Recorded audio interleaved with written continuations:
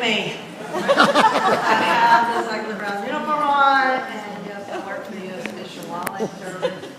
I have a southern accent because I grew up in Tennessee, but I've spent many, many years working and being a part of Midway Atoll. In fact, for the last 18 years when the transition took place from the Navy to the U.S. Fish and Wildlife Service, I was part of working on those endeavors with Midway Phoenix Corporation.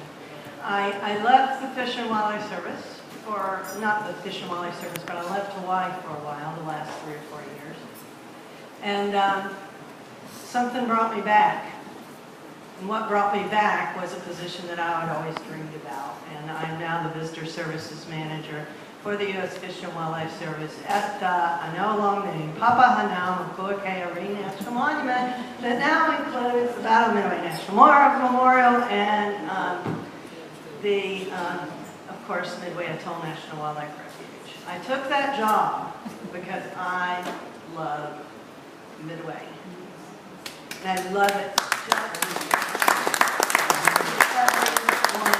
in this room, not as deeply, not as intensely, because I haven't had the incredible gift of living year after year after year. I did spend the last 5 or 6 months there because we're in a serious crisis that started with a major budget deficit. We lost most of our staff, and I was the last one standing in Honolulu that said, okay, so who's been to Midway? And I went, hello, nobody. So I stand before you because, number one, I spent the first years of my life in Bowling Green, Kentucky, and I was visiting my elderly parents, flew from Midway and visiting my elderly parents in Tennessee and wanted to come up to the reunion. I spoke at the reunion in 2000 at Gatlinburg when there was only about 50 or 60 of you, so wow. I sat at that back table and I haven't shut up yet, so I am just bending with excitement on getting reconnected, finding out who you are, because this is my job that they've recreated to bring Midway back online and open to the accessible public.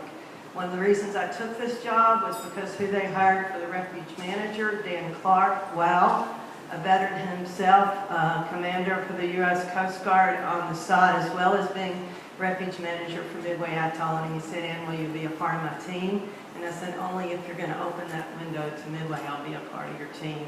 So I am working my ASS off to get you guys some way access back to Midway. It's not easy.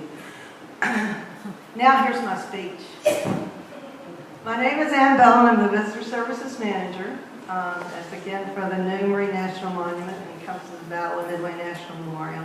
I feel very honored to be here. Every second of this event reinforces and reminds me of the reason why I do what I do.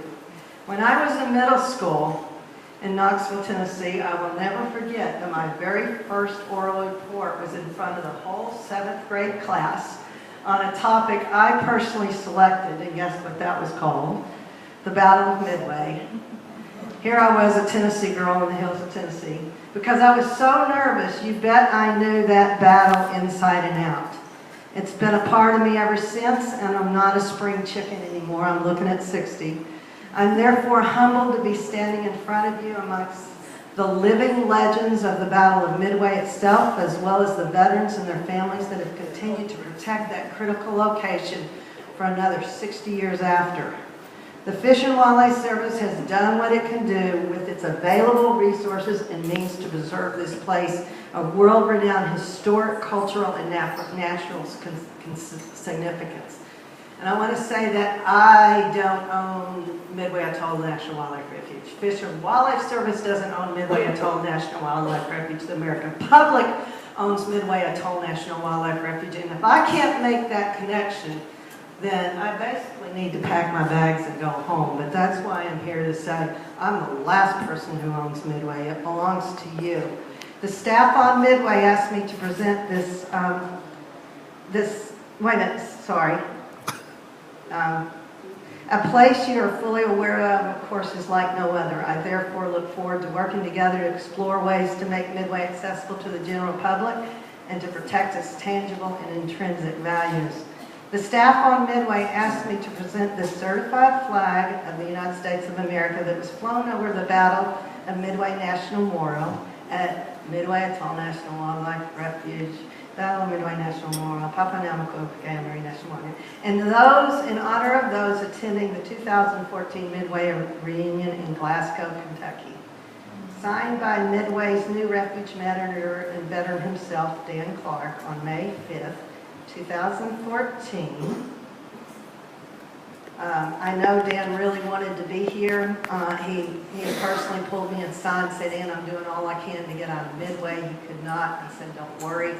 We'll have my brother, because I've been battling bacterial pneumonia, but I'm on the cusp in now that I had my brother drove me up here.